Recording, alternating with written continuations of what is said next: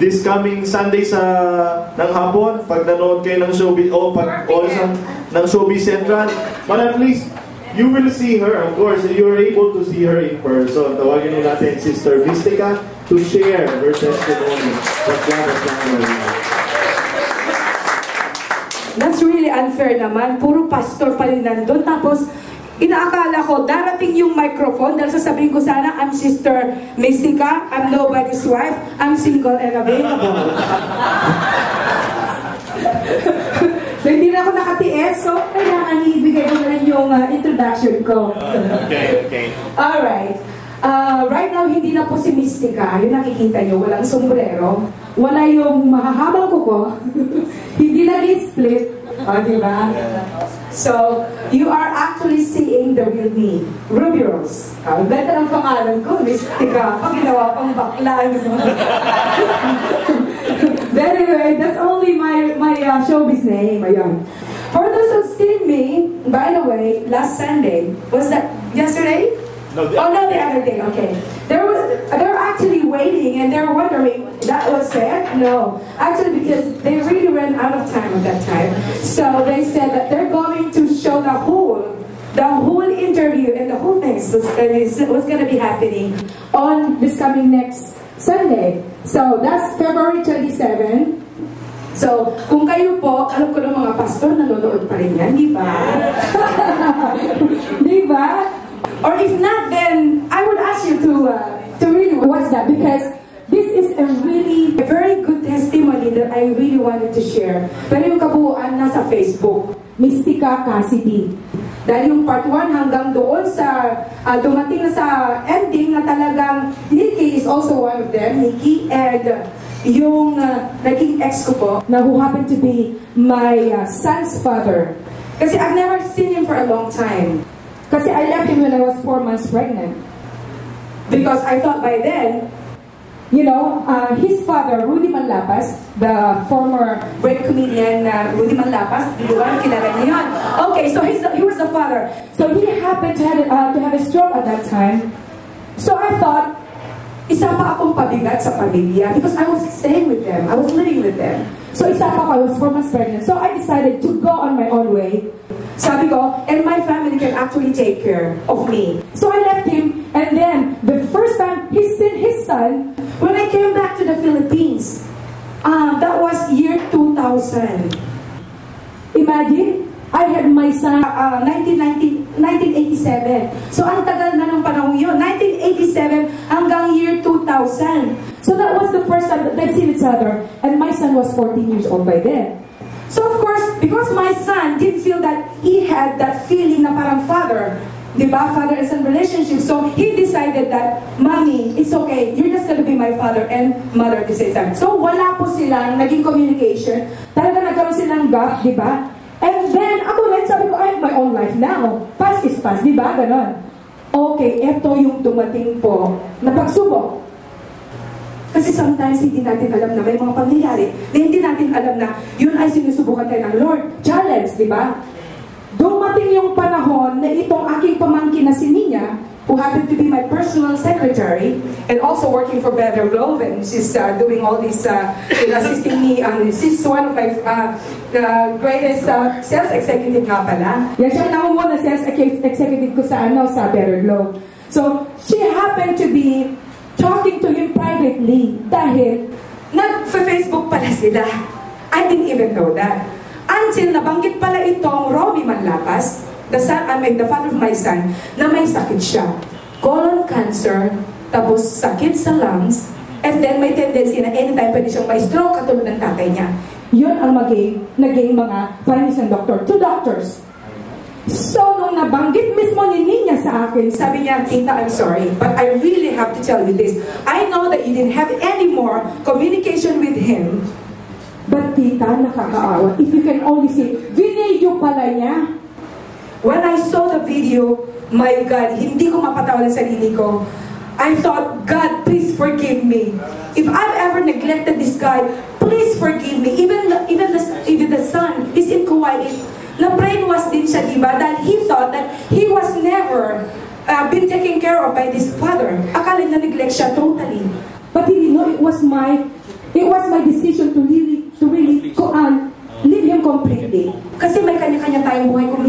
kanya-kanyang decision, di ba? Because we wanted to find our own lives, di ba? So, ganun pong ginawa ko. Sana naman hindi ako ng Lord, di ba? So, if marami akong pagkukulang, I'm sure na naiintindihan naman ng Lord. Because sometimes we do some other things na alam natin we have a purpose, di ba? Because we want to save our future also, di ba? So, ganun po nangyari. And then, dumating na po yung pagkakataon. Dinala po niya yung tatay ng anak ko. I didn't have any choice. Sabi ko, Lord, bago siya mamatay, 3 months na lang daw po ang taning ng buhay niya according to the doctors, 2 doctors. Sabi ko, Lord, sabi ko talagang nag-pray ako kay Lord. Alam niyo po, dati wala ako yung talagang total na paniniwala sa Diyos, di ba? Hindi ako pumupunta sa simbahan, alam niyo pinagkagawan ko, di ba? Because I felt, life is all about entertainment, life is all about money, life is all about kung ano-ano, di ba? Magagarang kotse, mga mansion, mga ganun. I thought that was it. Pero sabi ko, Lord, I don't care if I have to suffer or sacrifice. Just please give me the power to heal my son's father. The moment po na sinabi ko yon, I felt na my hand, this right hand really cracked, parang na-fracture. And then sabi ko, my God, sabi ko, tinawagan ko ganito si Marlon. My personal assistant sa kayaya ko, who happened to be in the private school, sabi ko, Yaya, sabi ko, please, pakimasahin nga ito, hindi ko alam. I didn't do anything. I was in an accident para magkaroon ngayon. And then, meron akong message na biglaan galing pa sa pastor kong kapatid, who is the Seventh-day Adventist pastor. Sabi niya, to believe the invisible promises of God validates your trust in Him. This kind of faith will accomplish much. Hindi naman nagte-text itong kapatid ko. Never. Right that moment na nangyari ito, doon lang nag-text ng ganon. So sabi ko, my God, siguro these are already the signs. So sabi ko, nabanggit ko kay Marlon, sabi ko, siguro ito ang sign. Para ito ang gamitin ko mismo para i-heal siya pagdating niya. So the moment he arrived at home, eto na mismo ang ginamit ko. Sabi ko, kalimutan mo na ako si Mystica. Ang itsura ko, walang-wala na talaga. Hindi na yung ganito, di ba? I didn't care anymore. Pero of course, dahil ang mga ito naman, lagi kasi nakatutok ang video, kinukunan din nila pala. Dahil sabi ko, this is a private thing. Dahil nahiya ako, nakakita nila, walang itsura ng Mystica. Di ba? Walang makeup. Ganon. But I didn't care anymore. Talagang sipon ko, talagang tumutulo lahat-lahat. But I didn't care anymore. So sabi ko, in the name of God, sabi kong ganon, please Lord, heal my son's father. Ginanong ko, inihaplos ko lahat dito. Makikita nyo sa Facebook at sa YouTube. Inihaplos ko dito dahil dito meron daw tumubo na parang ugat na meron ng dugo na anytime bumara, di ba? Anytime pwede na siyang atakihin ng high blood. And then dito, yung lungs daw niya, talagang, ewan ko, meron siyang mga sakit or whatever, di ba? Dahil sa paninigarilyo, o kaya alak, gano'n. Tapos dito, ito ang pinakamasaklap, yung colon cancer. So, in the following morning, I took him to the church. Kamako, yun. I want you to know, I belong to Kamako Church, dito sa Uniwide Mall, Las Piñas. Okay, and then I took him. I said, you have to accept God. From now on, I want you also to recognize and to be a Christian. Diba kasi, eto ginamit ko na ang Lord. Dahil nung sinabi ko, in the name of God, you will be healed. Ginanong ko ka na, sabi ko, hindi ba lang ako mapahiya? Dahil kung mapahiya ako, nasa video yun. Kung mapahiya ako ni Lord, meaning to say, pati ang Lord mapapahiya. Dahil pananagutan ko ito. Dahil talaga ginamit ko ang pangalan niya, di ba? So yun din ang nangyari by the time that Johnny Jameson was actually preaching us about the power of faith, the power of love, that actually God reconciled us to be together and then I was there willing to reconcile him to God, right? As soon as Johnny was actually coming to him closer, inatake na po yung kanyang dito, yung colon cancer niya. Na usually, it lasts about 1 hour daw. Minsan daw nasa underpass siya. Inatake ng ganon. The next thing he knew, nagising niya puro mga paramedic, ano na yung mga nandoon. So I was I was actually expecting na ganun din mangyari. Sabi ko, Lord, makapahiya ako dito. Diba? And then as soon as I use my right hand, and then with the power of Johnny Jensen's prayer, bigla, agad, in a few seconds, sabi niya, I'm okay now, I'm okay now. Praise the Lord!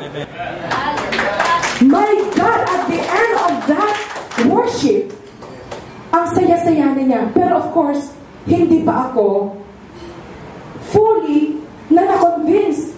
And then yung si Pastor Aglang's wife, sabi niya, Mystica, don't cry. If you are showing that you are crying, meaning to say, you are not completely trusting Him yet. You are still doubting. Don't cry. Tama siya. Magmula po noon, I never cried again. Pero ito po, para lang maipatunay talaga kung ano ang miracle ng Lord, I really had to take him to another doctor, dun sa Lung Center of the Philippines. Para lahat na ay talagang mapatunayan talagang dahil man o hindi, di ba? So now, I took him to the Lung Center. Nakunan po siya ng, anong tawag doon? Ultrasound. Yun ang nauna. Sabi ng niya, and of course, this guy, yung mga nag-video, nagdududa yung dalawang doctor. Two doctors were really worried na there's really something that talagang clinic-click pa ngayon. Can you really see nandun sa, sa Facebook? Clinic-click na yung dalawa na parang may cyst talaga doon, na colon talaga. So, they asked him, wait a minute, can you just go and pee for a while and come back? When he came back, and then they tried to examine again, and then as soon as I went to the doctor, I said, Doctor, can we know the result? And in front of him, in front of me, in front of the video camera, and said, oh, there's really nothing here. You don't have anything to worry about. I said, my God, praise the Lord! Hindi ako pinaya. Hindi ko ako pinaya. And then po, dumating naman itong si Nikki. Lungs naman yan. In X-ray po siya, puro butas-butas na po. Makikita niyo sa X-ray doon sa Facebook, totally, it's already, malabo na talaga, akala mo multo na talaga ang naka-X-ray. Wala na po siyang timbang. She's just 35 kilos. So she's sabi ko nga sa kanya, you're basically a living dead.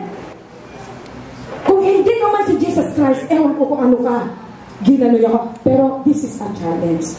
Yung sakit po niya na lumabas, nakakahawa. Sabi ko, my God, this is the greatest challenge to me. Of course, kung ako wala akong paniniwala sa Lord, I will actually run away. Okay, bakit ko siya kukunin doon sa tinitirhan niya? Meron po siya, he's got a very small salon, beauty salon, somewhere in Quezon City. Sabi ko, with no doubt, Lord, because you've proven me already with my son's father. You healed him right that moment. Why do I have to doubt you right now? Sabi ko, because if I'm gonna show to everybody that I am going to neglect this person, if I'm going to leave him, and then that just shows that I don't trust you at all. So sabi ko, kung ito, Lord, ang pagsubok, para maano mo rin sa akin kung talagang totally ba yung faith to faith, di ba?